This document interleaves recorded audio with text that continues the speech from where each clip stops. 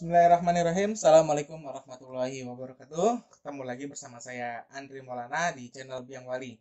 Baik, saya melanjutkan video lab yang kedua dalam materi Cyber Obscurity. Di sini lab yang ke-27.2.15 kita akan membahas tentang investigasi malware exploit. Di lab ini, kita akan mencoba untuk menginvestigasi pergerakan malware yang terjadi di beberapa situs ya. Nah, ini kita ada beberapa part. Part yang pertama kita menggunakan Kibana, kemudian yang kedua kita menggunakan Squirrel, dan ketiga kita menggunakan Wireshark, dan keempat kita mengexamine exploit artifact. Nah, yang pertama kita bahas dulu di part 1 ini. Kita menggunakan Kibana untuk mempelajari tentang serangan malware. Kita baca dulu instruksinya. Dan jangan lupa untuk mengaktifkan VirtualBox-nya. Kemudian dijalankan security onion-nya. Kalau sudah tampil seperti ini, ya, kalau belum silahkan login menggunakan user analyst dan passwordnya CyberOps. Di step pertama ini, Anda disuruh login ya ke security onion dengan menggunakan usernya analyst dan passwordnya CyberOps. Kemudian di Kibana nanti akan muncul namanya grafik ya, bentuk-bentuk grafik. Nanti kita akan menfilter serangan yang terjadi itu dari Januari 2017 ya. Mungkin ini instruksinya selama 1 bulan. Baik, kita buka dulu Kibananya. Nanti begitu diklik Kibananya, dia minta user sama password sama ya, username dan passwordnya analis dan CyberOps. Nah, di sini tampilannya seperti ini ya, ini ada grafik seperti ini dan ini ada total number logs-nya 153. Jadi kita disuruh memfilter dari Januari 2017 ya, nanti diklik saja di sini untuk memfilter tahun dan bulannya. Di sini sudah 2017, kita klik Januari dan kita pilih nomor 1 dan kita N-nya ya atau to-nya berakhir di Januari juga 2017. Kemudian kita filter ke tanggal 31. Oke, kita klik saja go. Oke, ini sudah muncul ya, total number of log-nya ada 1910 yang terdata di Kibana. Nah, ini untuk melihat grafiknya, Anda bisa klik saja di sini. Klik saja, tunggu sampai grafiknya muncul. Oke, ini sudah muncul grafiknya. Kalau misalnya Anda mau perbesar, ini ada tanda plus ya, tinggal klik saja, kemudian nanti di drag seperti ini. Kalau memang grafiknya yang muncul kurang besar ya. Baik, sudah muncul. Sekarang kita balik lagi ke instruksinya. Di sini kita sudah lihat ya, grafiknya sudah muncul. Kemudian hasilnya sama 1910. Kemudian kita di step 2 ini kita masuk ke bagian NIDS ya. Nah, kita klik NIDS-nya, tunggu sampai dengan log number-nya muncul. Oke, sudah muncul. Coba kita perbesar sedikit. Oke ya, sudah muncul. Selanjutnya kita lihat lagi instruksinya. Oke, zoom grafiknya sudah. Kemudian kita suruh klik pada bagian grafik ujung ini ya. Paling ujung kita klik saja. Di bagian sini, kita klik saja. Oke, nanti dia grafiknya muncul seperti ini. Kita suruh scroll ke bawah ya. Kita lihat di bagian NIDS alert. Oke, ini ada NIDS alert ya. Ini ada track record atau log terjadinya serangan. Ini mulai dari tanggal 27 Januari 2017, mulainya jam 10.54 ya. Nah, kemudian kita coba perbesar saja di sini, klik panahnya. Oke, nanti di sini akan menampilkan data informasi yang lebih detail. Kita kembali lagi ke soal. Oke, ini ada beberapa pertanyaan. Ini sudah saya isi. Coba kita lihat dulu. Di pertanyaan E, ini adalah kapan waktu terjadinya serangan yang bisa dideteksi oleh Kibana. Ini kita ambil tanggal 27 Januari 2017 jam 22.54. Anda bisa lihat di sini ya, jam 22.54 Tempatnya itu 43 ya. Tinggal nanti ditambahin saja 225443. Oke. Kemudian dari mana sumber IP address ini berasal? Kita bisa lihat di sini. 172.16.4.193. Ya, nanti tinggal kita ganti aja di sini. Memang dia IP-nya berubah-ubah 172.16.4.193. Oke, kemudian destination address-nya yang tadi sudah saya coba, ternyata IP-nya berubah-ubah. Kemudian destination-nya itu adalah 194.87.234.129.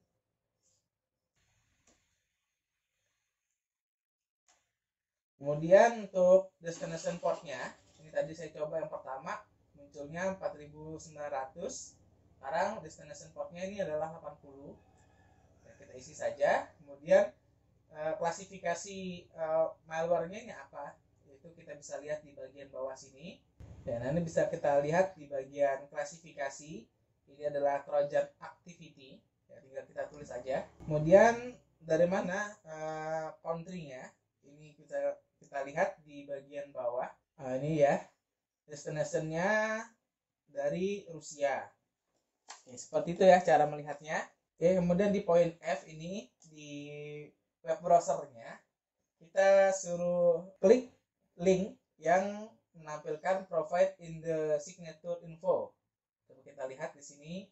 Oke, ini dia. Ada signature info, ada link, tinggal diklik saja linknya. Nanti dia akan membuka tab baru, muncul ya. Ada beberapa keterangan. Coba kita lihat dulu di soalnya. Apa nama malware, family malware ya pada saat terjadinya. Di sini saya tulis exploit kit RAG. Ini bisa kita lihat dari family malware-nya ya. Ini dia exploit kit RAG. Kemudian severity exploit-nya ini apa? Ini berupa signature severity major. Bisa kita lihat di sini. Signature severity major. Kemudian pertanyaannya apa sih exploit kit itu ya? Tolong cari di internet. Nah, nanti jawabannya bisa Anda searching. Ini kalau saya simpulkan, exploit kit itu adalah sebuah kode-kode yang digunakan oleh seseorang itu untuk menyerang keamanan komputer. Nah, kodenya itu bisa seperti seperangkat perintah, ya, pemrograman, atau juga bisa menggunakan software ya yang sudah jadi, tinggal klik-klik saja nanti dia bisa menyerang dengan suatu kode-kode tertentu. Kemudian di step 3 ini kita bisa lihat untuk melihat view transcript ya. Pada CAPMI-nya bisa kita klik alert ID. Alert ID itu bisa ada di bagian sini. Kita cari ID. Oke, ini ada ID-nya. Ya, tinggal kita klik saja. Nanti dia ada proses, tunggu sampai tampil ya. Oke, nanti tampilannya seperti ini. Ini ada keterangan-keterangan. Tinggal kita baca ya, ada berwarna merah, berwarna biru. Nah, ini agak banyak juga. Kita lihat fokus ke bagian atas saja.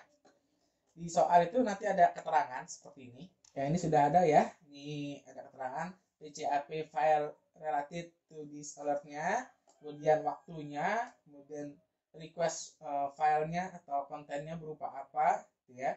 Kemudian tag dari get URL request-nya ini ada seperti ini. Kemudian referring website-nya juga sudah ada tandanya. Cuma kita lihat dulu, baca soalnya. What website did the user intend to connect to ya, kurang lebih kemana websitenya user ini terkoneksi gitu ya. Ini saya jawab home informant. Anda bisa lihat di sini. Oke, ini ada di bagian www.homeinformant.com ya, kemudian diikuti dengan URL di belakangnya. What URL did the browser refer to user to? Nah, nanti ini artinya kurang lebih user ini nanti diarahkan kemana ya setelah ngeklik URL home informant. Nah, ternyata ke ini tyu.benmi.com. Ya, ini bisa kita lihat di sini. Ya, keterangannya host itu diarahkan ke tyu.benmi.com.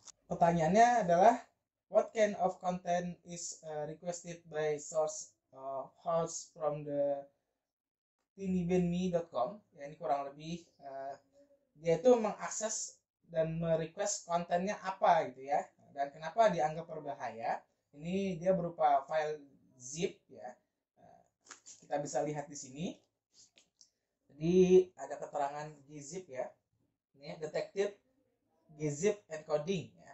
Kenapa dianggap berbahaya? Mungkin kalau dari segi pemahaman saya, maksudnya adalah file gzip ini ya, karena dia terkompres, kita tidak tahu apa isinya.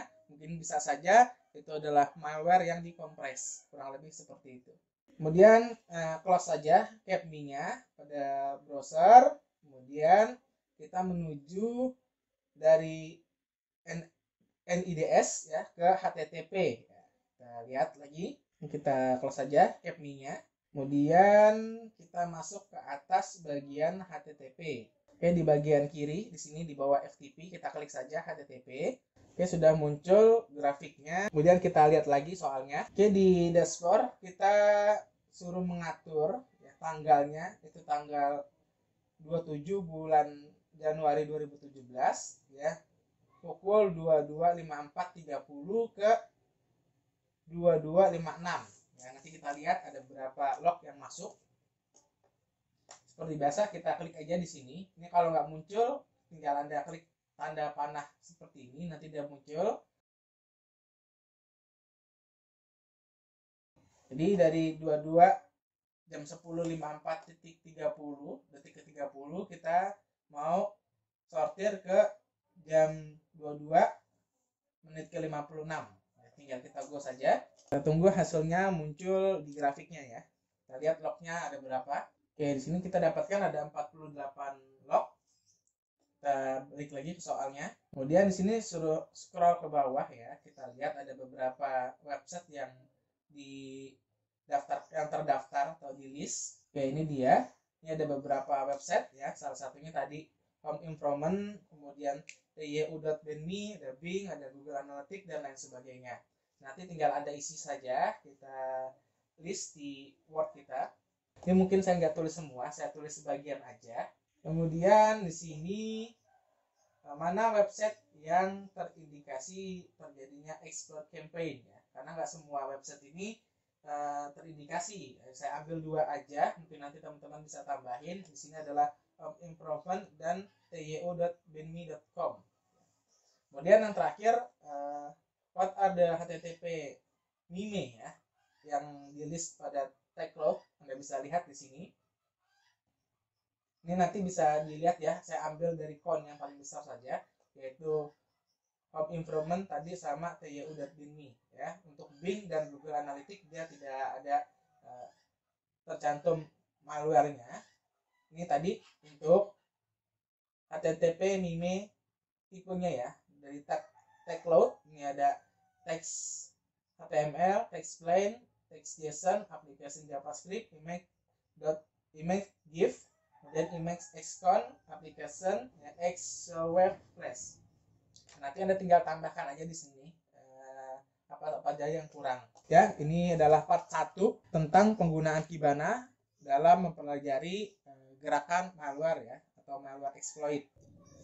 Baik, selanjutnya di part 2 kita akan menginvestigasi exploit malware dengan aplikasi Squirrel. Kita persiapkan dulu di VirtualBox-nya. Kita masuk ke aplikasinya Squirrel, yang tadi Kibananya di close aja, nggak apa-apa. Kita tunggu dulu sebentar. Oke, kalau muncul seperti ini, silahkan masukkan saja username-nya, analis, kemudian passwordnya CyberOps. Enter. Dan jika muncul seperti ini, kita select all aja, kemudian kita start Squirrel-nya. Nanti akan masuk ke tampilan aplikasi Squirrel-nya. Ini seperti ini. Kita baca dulu keterangan di soalnya itu suruh ngapain. Oke, ini kita suruh jalankan aplikasi Squirrel-nya. Kemudian kita lihat grup alerts itu dari tanggal mulainya itu tanggal 27 ya, 27 Januari 2017. Kita balik lagi. Mungkin kita bisa filter di time dates-nya. Kita cari ya dari tanggal 27 Januari 2017. Oke, ini kita cek dulu ke bawah. Oke ya, dari tanggal 27 ini sampai dengan dari jam 22.54.42 sampai dengan 22.56.28 ya. Ini batasnya. Berarti bisa kita ketahui bahwa di sini mulainya itu timestampnya itu bisa terjadi dari tanggal 27 Januari jam 22.54.42 sampai dengan 22 jam 22.55. Dan ini nanti untuk yang B-nya ya, kalau kita lihat dia terjadi serangan dari tanggal 27 Januari 2017 jam 22 menit 54 detik ke 42 sampai dengan 22 menit 56 detik ke 28 ya. Kita sortir dulu itu. Kemudian di step 2 ini kita harus melihat rule-nya ya. Rule detail pada menampilkan paket data dan show rule-nya. Oke.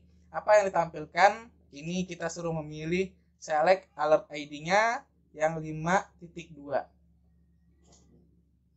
Berarti 5.2 kita cek ini ya.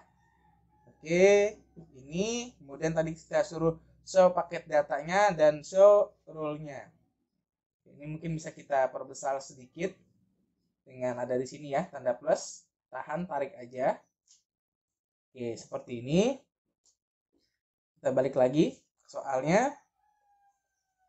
Kemudian kita suruh melihat ini malware yang menyerang ini dari jenis keluarga malware apa gitu kan ya. Kita lihat kalau di sini jawabannya pseudoduck-lets ya. Ini bisa kita lihat di bagian show rule-nya. Ada di bagian sini. Kita cari pelan-pelan. Nah, ini dia malware family-nya. Ini pseudoduck-lets ya. Nah, ini sudah ada keterangannya. Kemudian di poin C-nya ini kita maximize scroll window dan perbesar pada kolom event message ya. Kita lihat kemudian nanti dia jenis serangannya itu adalah apa? Kalau di sini saya sudah tulis exploit kit RRG. Ini masih dalam keluarga REG ya, RRG. Kemudian kita lihat di bagian sini Trojan activity-nya. Trojan activity kita lihat yang menyerang itu adalah jenisnya apa? Kita cari yang Trojan activity. Ada di poin 575 di sini. Kita lihat tag-nya ini adalah ransomware Kalber ya. Nah, ini dia statusnya. Kemudian poin lainnya. Oke, ini faktornya apa? Bisa kita lihat bahwa setiap malware mungkin bisa didapatkan atau terjadi dengan adanya yang bersangkutan itu mengunjungi website tertentu dan mengandung malware websitenya, dan bisa terjadi serangan itu didapat dari file-file yang diunduh dari website tersebut. Kemudian di bagian step 3 ini kita melihat view transcript dari setiap event. Kita pilih pada alert ID-nya 52 ya, bisa klik kanan kemudian pilihnya transcript. Kita coba dulu. Ini bagian 52, kita klik kanan kemudian transcript. Nanti akan menampilkan detailnya. Ini seperti ini. Ini yang biru ini request, yang merah adalah responnya ya. Kemudian situs apa ya yang menjadi rujukan terjadinya serangan ini. Kemudian dengan cara apa gitu ya. Di sini kita lihat bahwa dia mengunjungi situs home improvement ya, dan terjadi dia dengan menggunakan search engine-nya Bing ya, dengan alamat ini. Jadi di Bing dia mengetik home improvement gitu kan, nanti diarahkan ke situsnya ini ya, www.homeimprovement.com. Dan yang pada B-nya ini ya, kita klik yang ID-nya 524, kemudian sama masih transkripnya. Kemudian apa saja yang ditanyakan, ini jenis pengiriman URL-nya pakai apa. Kita close dulu. 524. Oke, yang di bawah sini kita lihat, kita transkrip bahwa pengiriman URL-nya dia menggunakan GET. Jadi kalau di web itu ada dua pengiriman, ada GET, ada POST ya. Kalau GET dia menampilkan URL-nya langsung, apa yang diketik di form maka akan tampil dengan menggunakan metode GET. Kemudian filenya yang di request ini adalah dia merequest namanya JavaScript di sini ya. Aplikasi JavaScript dengan nama filenya ini adalah die_js.js ya. Kemudian dia encodednya yang digunakan adalah filenya tipenya RAR ya. Tipenya adalah zip ya, file kompresan. Oke, ini konten encodednya tadi zip ya. Kemudian yang D, kita coba merujuk ke file yang ber-ID atau event yang ber-ID 5.25. Kita close dulu. 5.25 sama, kita klik transkrip. Kita lihat pertanyaannya, berapa banyak request dan responnya ya. Tadi sudah saya ucapkan dan saya beritahu bahwa yang namanya request yang warna biru dan respon warna merah. Berarti birunya ada 1, merah 2, dan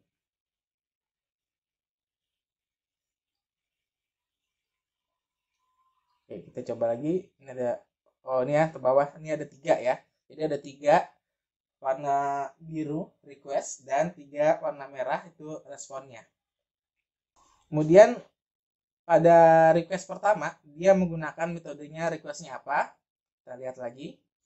Ini dia menggunakan tipenya adalah sama tadi GET ya. Kemudian URL yang dituju, kemudian servernya yang dituju, dan responnya encodednya apa gitu ya. Kita lihat ini dia menuju tadi ya, servernya tu.binme tadi dengan menggunakan metode get request, dan referralnya masih sama, dia ke homeimprovement ya .com/modeling, dan ini referralnya adalah, alamat situsnya adalah www.homeimprovement.com ya. Ini masih ada URL lanjutnya, cuma saya nggak tulis semua, yang penting tahu kan aja. Kemudian pada request kedua juga sama pertanyaannya, kita balik lagi. Ini tapi untuk request yang kedua dia menggunakan metodenya metode POST, kemudian kontennya masih encodingnya zip, kemudian dia refernya juga masih ke tu.binme.com, filenya juga sama ya, zip. Terus kemudian untuk request yang ketiga ini sudah saya tulis aja langsung, dia http-nya get, kemudian sama refernya tu.binme.com. Ini requestnya menggunakan get, kemudian hostnya itu adalah tu.binme.com, kemudian encodingnya zip itu ya, kemudian konten tipenya adalah application x shockwave.flash gitu ya. Nah itu nanti tinggal dimasukin aja pertanyaan-pertanyaannya. Kemudian kita coba lihat di sini ada CWS ya. CWS nanti Anda bisa klik di link Wikipedia ini. Kita coba klik ke Wikipedianya. Nanti dia disuruh lihat untuk tipe filenya di download itu, kalau CWS itu apa. Kita Ctrl F, kita ketikkan CWS di sini. Nah itu nanti tipenya adalah flash ya, SWF flash player di sini. Oke, kemudian terakhir adalah kita close transkripnya, Kemudian pada ID yang sama kita klik kanan, pilih network miner ya. Nanti dilihat ada berapa file yang dan juga apa tipenya. Oke, kita balik lagi ke aplikasinya. Kita close. Masih di ID yang sama, klik kanan, kemudian pilih network miner. Oke, nanti ada seperti ini. Oke saja. Oke, ini ada muncul ya jendela network rapid minernya. Kemudian ini ada files, kita klik aja. Di sini ada 3 buah file dengan masing-masing extensionnya adalah .html. Baik, itu saja untuk part 2 ya tentang investigasi exploit malware dengan menggunakan Squirrel. Lanjut kita ke part 3-nya.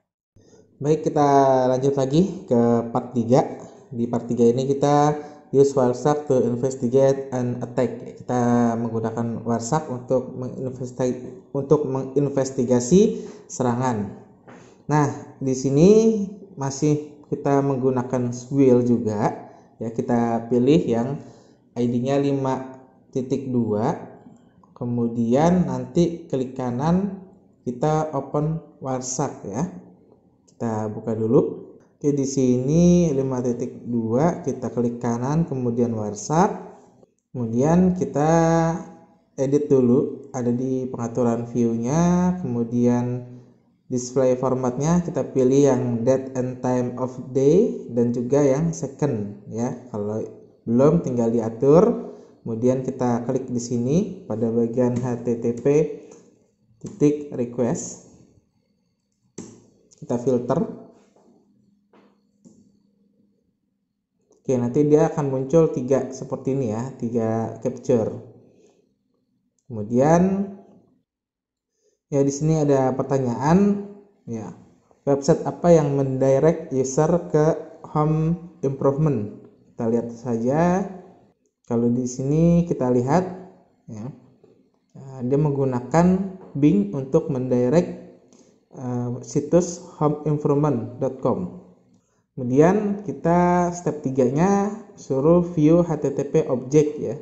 Klik export object kemudian HTTP. Nah, ini untuk mengekspor file menjadi HTTP. Caranya tinggal Anda masuk ke website, kemudian file, kemudian export object, pilih yang HTTP. Ini kalau mau disimpan satu-satu tinggal save aja, pilih atau save all semua. Nanti pilih direktorinya mau di mana, tinggal dipilih saja nggak apa-apa ya. Nanti kalau sudah choose, otomatis dia akan tersimpan. Ini saya tidak perlu contohkan untuk cara menyimpannya. Kemudian pilih yang 5.24 ya. Kita buka juga dengan menggunakan WarShark. Terus kita lihat HTTP requestnya apa dan host servernya apa ya. Kita pilih yang 5.24. Ini saya close saja WarSharknya. Kita buka yang 5.24, klik kanan, kemudian WarShark. Kemudian kita filter juga tadi http://request. Nah, oke, di sini.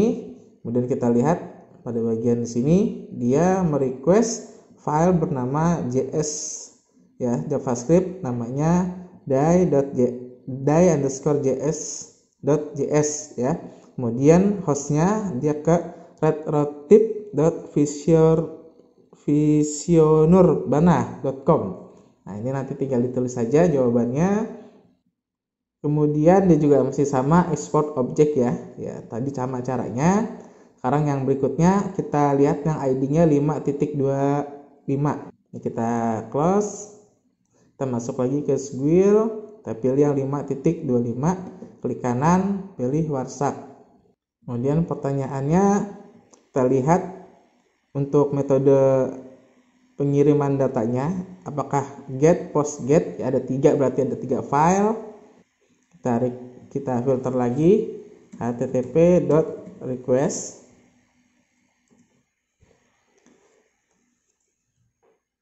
Nah, di sini nanti kita bisa lihat pengirimannya get, post, get ya.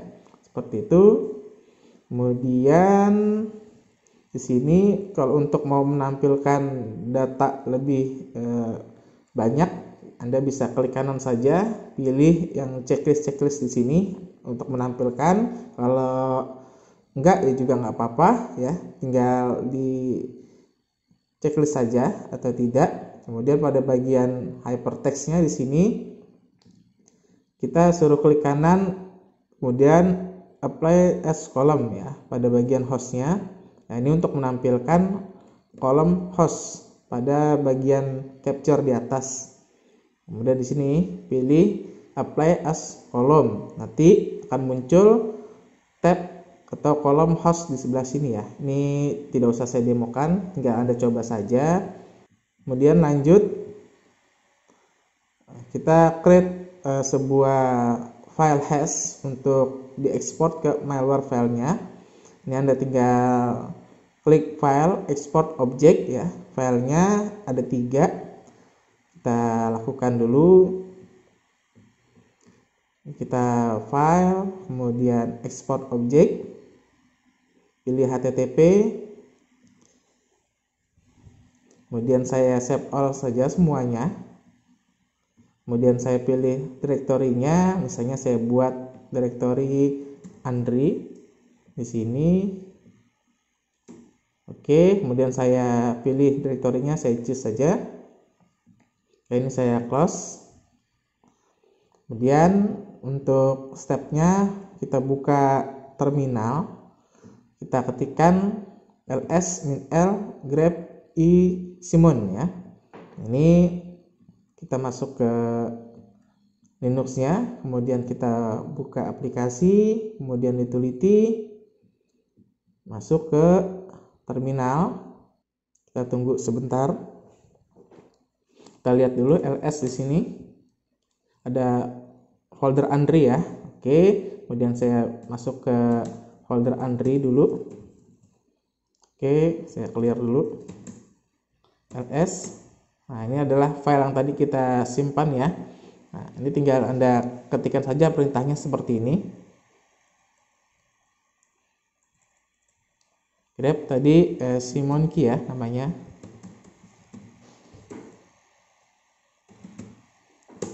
Oke, seperti ini. Kemudian kita buat file sa-1 sum, kemudian kita ketiknya gini aja, persen, kemudian nama depannya ya di sini persen 3fb, kemudian kita tab. Nah, nanti otomatis dia kita enter aja, maka dia akan menggenerate kodenya. Di sini ada kode, jadi kita copy. Nah, kemudian kita pastekan kemana? Kita lihat dulu soalnya. Soalnya kita suruh ke virus total ya. Nanti kita search di situ. Kita buka virus totalnya di browser, ketikkan saja virus total, kemudian klik tab search. Nanti kita paste di sini. Oke, kita enter. Nanti dia akan memberikan keterangan. Keterangannya berupa file tersebut apakah berbahaya atau tidak ya. Jadi di sini keterangannya 35 security vendor menyatakan bahwa file ini berbahaya ya. Jadi di sini tinggal kita edit saja namanya. Ada sekitar 35 atau 36 vendor mengatakan file ini berbahaya. Oke, sekarang yang 3537 kita close saja. Ini kita dapatkan. Ini kita close WhatsApp-nya, kita cari file yang 5.37 sama klik kanan WhatsApp. Oke, tunggu sampai WhatsApp-nya muncul. Kita lihat soalnya. Nah, nanti kita lihat di sini adakah file yang memiliki kesamaan dalam tindakan malware-nya. Kalau kita lihat di sini, kita search dulu http://request. Oke, di sini dia memiliki kesamaan dalam pandangan saya. Host ini sama-sama diarahkan ke situs tyu.binme.com ya, ketiga-tiganya. Jadi kesamaan itu adalah hostnya didirect ke tyu.binme.com. Kemudian adakah file yang sama dan apa yang berbeda? Kita lihat di sini. Di sini dia asapnya teks ya, teks HTML. Kemudian di sini juga teks HTML. Jadi dua file sama ya, dia berupa file HTML, dan yang terakhir tapi dia berbeda ya. Di sini tipenya adalah sejenis file player ya, SWF. Kalau kita bisa lihat mungkin dari ekspornya aja, kita coba ke HTTP-nya. Tipenya adalah application, maaf ya, jadi dua HTML, kemudian satu lagi adalah jenisnya application, bentuknya adalah flash ya, SWF. Nah, nanti di create aja file yang SWF-nya ini dengan menggunakan Wireshark, dan juga dengan HTTP, dengan mengekspor HTTP session tadi ya, dengan menggunakan terminal atau dengan menggunakan Squirrel-nya. Apakah nanti namanya itu ketika dibuat SH-1 ini sama atau tidak? Tadi saya sudah coba, itu adalah sama ketika Anda menggunakan Wireshark, kemudian Anda ekspor, Anda gunakan terminal atau dengan menggunakan Squirrel. Squirrel ini caranya tinggal diklik kanan. Kemudian Anda bisa ke network miner. Oke, ini filenya. Kita lihat di sini yang bentuknya SWF ya. Ini bisa Anda klik kanan, kemudian calculate ke SH1 ya. Ini inskripsi. Nanti namanya itu sama ya, seperti tadi Anda buat pakai terminal atau dengan klikan seperti ini pada Squirrel. Ya, ini file inskripsinya itu sama, nanti tinggal di copy aja di virus total. Nah, ini nanti 4 baris ancaman terakhir, dia mendeteksinya apa? Kalau kita lihat di Squirrel-nya ini, kita balik lagi ke Squirrel, 4 baris terakhir ya. Nah, 4 baris terakhir kita lihat dari tanggalnya. Ini tanggal 1 ya, ini kan jam terakhir, jam 22.58.28.123 ya. Ini bisa kita lihat aja, tinggal di show root-nya aja. Nanti dia menjelaskan tentang apa. Kalau saya lihat di sini dia ancamannya masih sama, ransomware Kalber. Kemudian hal yang paling menarik di sini adalah dia protokolnya lewatnya apa? Ya, tinggal kita klik aja di sini. Kita sama klik kanan Wireshark, nanti kelihatan yang paling unik adalah bahwa file ini terinfeksi melalui port yang namanya UDP. Ya, di sini di sini adalah port protokolnya UDP. Baik, itu saja untuk part 3 yang bisa saya sampaikan. Kita lanjut ke part 4-nya.